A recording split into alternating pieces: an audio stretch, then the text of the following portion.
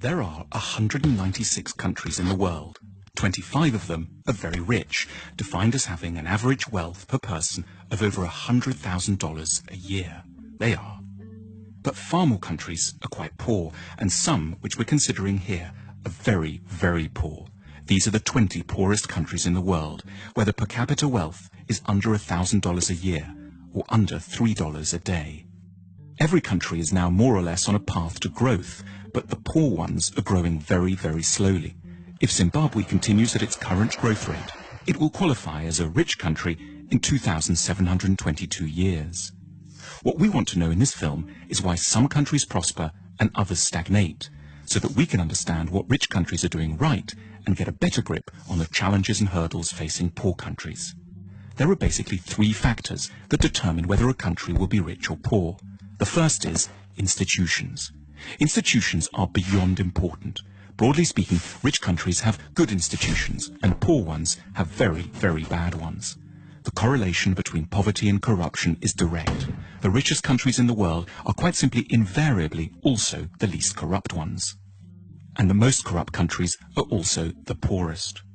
When countries are corrupt, they can't collect enough taxes to get the good institutions they would need to escape the poverty trap. Half of the wealth of the world's poorest 20 countries goes into offshore accounts. Lost revenues in these countries totals between $10 and $20 billion a year. Meanwhile, without an adequate tax base, poor countries can't invest in police, education, health and transport. Now, a more generous way to look at corruption is that it's really a case of clan-based thinking. Say you're hiring someone. In the rich countries, you're meant to do so simply on merit, interviewing lots of candidates, then picking the best one, irrespective of any personal connection. But in poor countries, under the sway of clan-based thinking, that approach would itself be seen as corrupt. It's your duty to disregard the so-called best candidate from an anonymous bunch in order to pick someone from your own team, your uncle, your brother, your second cousin, the guys from the same tribe. As a result, poor countries don't allow themselves access to the intelligence and talent of the whole population. There's a second thing that keeps countries poor: culture. What goes on in people's minds, their outlooks and beliefs. A striking statistic pops up here in relation to religion. If there's one generalization you can make about religion and wealth, it's that the less people believe, the richer they stand a chance of being. 19 of the richest countries in the world have 70% or more of their populations saying that religion is not at all important to them. The exception here is, unsurprisingly, the United States, which manages to combine great religiosity with huge wealth. More on that in a second. And conversely, the poorest nations in the world are also extremely believing ones. Here's how many people think religion and the supernatural is deeply important in the following countries. In the world's poorest country, simply everyone is a believer. Why is belief quite so bad for wealth creation? Because in general, religiosity is connected up with the idea that the here and now can't be improved, so you should focus on the spiritual and look forward to a next world instead. It makes quite a bit of sense when you live here. In the rich world, on the other hand, people are generally great believers in their capacity to alter their destiny through effort and talent. Incidentally, to explain the anomaly of the United States, religion seems not to slow down economic growth here because it's a particular sort of religion, an overwhelmingly Protestant and exceptionally materialistic kind. The American God doesn't want you to think of building the New Jerusalem in the next world. He wants it here and now, in Kansas or Houston. There's another big factor that determines the wealth and poverty of nations: geography. Poor countries are overwhelmingly located in the tropical regions. This isn't a coincidence. Life is, in many ways, simply far, far tougher there. The problems begin with agriculture. Tropical plants are generally a lot less packed with carbohydrates. Poor countries have worse soil too. Also, and perhaps surprisingly, a tropical climate can be disadvantageous to photosynthesis. Historically, a key determinant in the likelihood of societies growing rich was their possession of large domesticated animals, such as horses and oxen, which liberated a huge part of the workforce from having to plough by hand.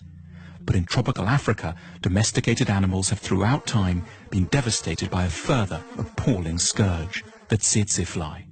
This small fly, exclusively present in Africa because of its heat and humidity, knocks out animals on an enormous scale, making them sleepy or inactive, and has had a profound effect on the ability of Africans to develop technology, increase agricultural productivity, and amass wealth. It isn't just plants and animals that suffer in the tropics. In the middle latitudes, humans are open to a terrifying array of diseases, including 100% of low-income countries are affected by at least 5 tropical diseases simultaneously. The magical temperature, which has helped to make rich countries rich, is 16 degrees centigrade. However superficially unpleasant, that drop below 16 degrees as autumn starts to bite is quite literally a foundation stone of civilization. Geography also encompasses transport, and poor countries are on the whole very badly connected.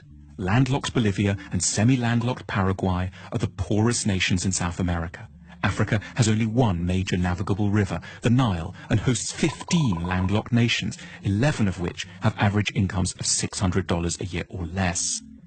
Not coincidentally, the poorest country in Asia, Afghanistan, is also landlocked. Then there's the matter of natural resources. Natural resources like oil or precious metals can be real trouble, and paradoxically, poor countries tend to have them in spades.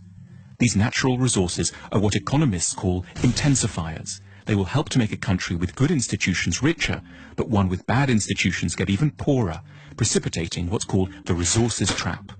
So the Democratic Republic of the Congo is one of the world's most mineral-rich countries, holding most of the world's coltan, which every mobile phone has a bit of inside. But natural resource wealth helps elites to grab money without requiring the cooperation of the whole society. If the only way to grow wealthy is to assemble high-tech aero engines, for example, you're going to need your whole society to buy into the project. But if you just need to extract a few minerals, you can do so with a small labor force, some guns, and an airstrip long enough to ferry your loot out to market. The wealth from coltan keeps DRC armed rebels in guns and corrupts every level of society. So how should one weigh up the relative importance of all these different factors, institutional, cultural, and geographic, in determining the wealth of nations? There's no hard and fast rules, but as a guide one can suggest that 50% of a nation's wealth comes down to the state of its institutions, 20% is due to its culture, and 10% each can be allocated to latitude, connectivity with the rest of the world, and geological good fortune. If you're a policymaker, this discussion has wide practical implications. But at a more personal level, one might take away 2 things from it. Firstly, modesty. You should have a better idea of what you owe your individual success to, which is not so much your own hard work or fine mind, as the broader society you live in, which was produced over centuries and which you now draw benefit from unknowingly. At the same time, sympathy, an ability not to see failing societies just as basket cases, but rather as countries facing comprehensible and hugely difficult problems. Our sympathy can be enhanced by reflecting that the troubles of desperate lands are to a considerable extent to do with malaria, a lack of navigable river, and the horrific buzzing of the tsetse fly, rather than always some more intimate human failing, which we would ourselves never manifest.